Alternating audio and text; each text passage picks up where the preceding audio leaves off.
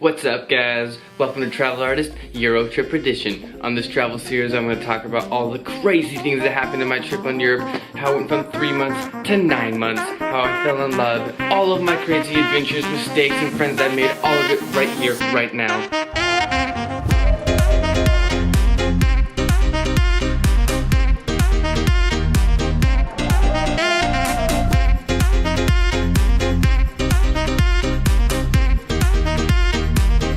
I'm in Mexico and I'm making my Hamburg video, and if you guys watched my other Prague video then you would have understood that the reason why I need to mention that I'm in Mexico is that I'm in a really hustling, bustling, loud city right now, and there's no escaping it, not a day, not a night. There's sirens, there's cars, there's horns, there's dogs.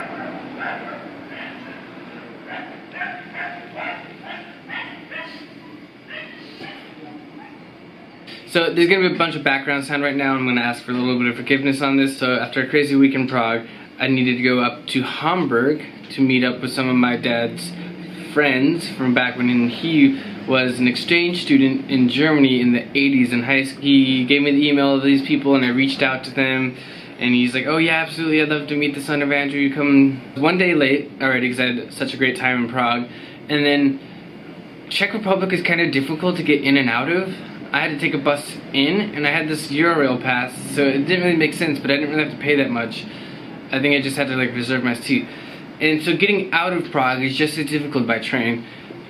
You can do it, it's just, like, I'd never been on a train in my entire life until I went to Europe. I had no idea how any of this worked. It was really confusing and overwhelming. A group on an island with no bus, there's not even public transportation. Getting lost and confused, as you might expect. So I got off at the train at a city called Leipzig. I was delirious, I was confused, it was getting dark, I could not figure out the train system. I feel like an idiot now because it's so simple. I stepped outside and I saw on these orange letters in the distance, hostel. And after spending almost 40 bucks for one night in Munich, I told myself, okay, if it's under $20, I will go and stay there. It was like $14. The reason for this is because Leipzig is on the east side of Germany, so it still hasn't really entirely recovered. And like Berlin, they're super cheap. Berlin's actually the cheapest city in all of Germany that I went to. Munich was the most expensive city I've ever gone to. And by the way, those videos will be coming up very soon, so hit that subscribe button if you want to learn about Germany and listen to my experiences in Germany. 2 days late, I finally make it to Hamburg. You know, they're German, so they're punctual, they're not too happy, but they're kind. So I was there for 1 day, and I just wanted to stick to my schedule. In that 1 day, I got to meet Arna, my dad's friend, and his son. And we ended up going to the store and getting like this giant crate of beer, because that's what you do in Germany apparently. You buy crates of beer. And I was talking like big crate. You can't even see how big it is on frame. And then we went and met up with some of his friends and we watched the Germany game, the Euro Championships, and unfortunately Germany lost. And as much as I hate to say it, it's kind of a cliche that, you know, in America when your sports team loses, the guy gets all grumpy. It's not any different when Germany loses in Germany.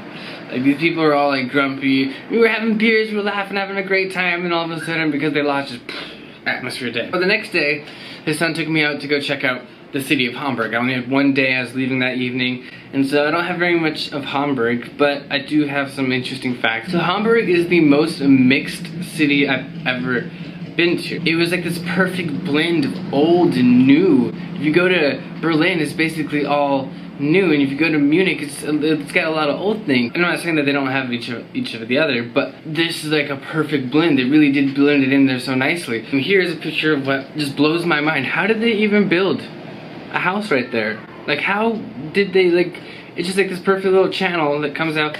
You know, Germans are architects, they'll figure it out. But that is very impressive, and I love the red brick look to the whole place, and it's just such a fascinating city. And if you look here, you can see that there's 2 bridges. Hamburg apparently has 2,300 bridges. That's more than Venice and Amsterdam combined. Can you believe that? Because I find that really hard to believe, but I found it on the internet, and after walking around the city, it made sense. Yeah, all these bridges are everywhere. But that's insane. But Hamburg is huge. It's a huge city. It's Germany's 2nd largest city, and it has 1.7 million inhabitants that sit on the river Elbe.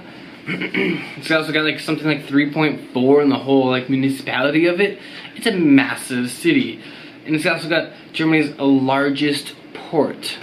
And you know, Germany, they do some serious exporting, and I'm sure they do quite a bit of importing too. That's got to be saying something. I had this really cool look to it, and not all of the city had that. It had a lot of modern architecture. Like right here, it's got these cool apartments that are just like really out there. And so we went down to the harbor, and this harbor is massive, and they have two really cool things there. Operational sailboats, really cool thing. And they're just really awesome to look at, and I'm thinking like, wow, do people actually really sail these? Imagine how many people that you need to actually operate this thing. Like, it's just insane. Like, you definitely need a crew. So after walking down the harbor, we went to a famous restaurant, and I don't remember the name of it, and he got me a salmon pizza. He's like, okay, this is something you gotta try while you're in Hamburg. It's really like famous here. And I love salmon. I'm from Alaska. I love salmon. So I was like, sign me up. And on the salmon pizza, I can't remember what the green stuff was, but the white stuff was like a cream cheese, and it all gets melted on there. It's like a pesto, I think. It's like a pesto and a cream cheese, and it gets melted on there. This thing was delicious. Absolutely delicious. Of course, accompanied by a German beer. But it was so salty. I love salty food. That rarely ever happens to me, whereas something is too salty. I couldn't even really finish it, man. Like, there was like a slice left and I couldn't do it. After taking me to go get some lunch, he took me to St. Michel's Church. There's another way to pronounce it. St. Michaelias Church, maybe? The famous landmark of the city.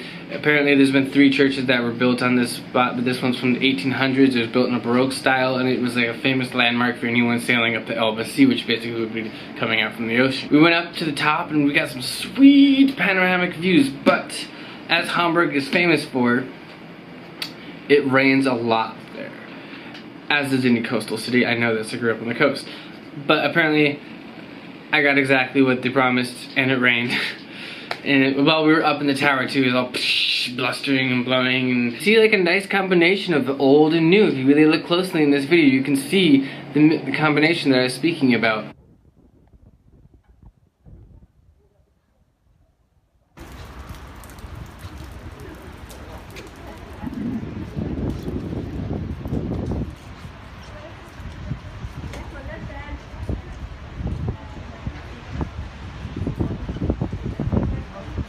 And here's a cool little picture that I thought was interesting. In the basement of this place, the original church bell from when the church collapsed. And look at that thing. It is battered. And it is a solid bell though. You think it would just be like pancake, then split into 2, but the thing held up. Imagine the sound that thing made when it hit the ground. Dun, dun, dun, dun, dun, dun.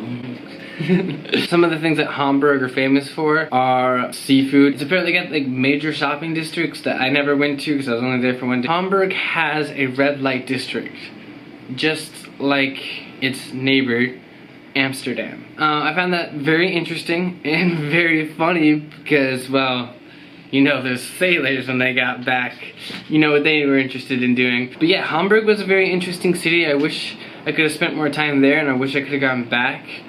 But I had an agenda to stick to. I had to go see more of my dad's friends. On the next video, I'm going to head down south into Hanover in Germany. So if you're interested in seeing that, hit that subscribe button. If you like the video, give it a thumbs up. Go explore, guys.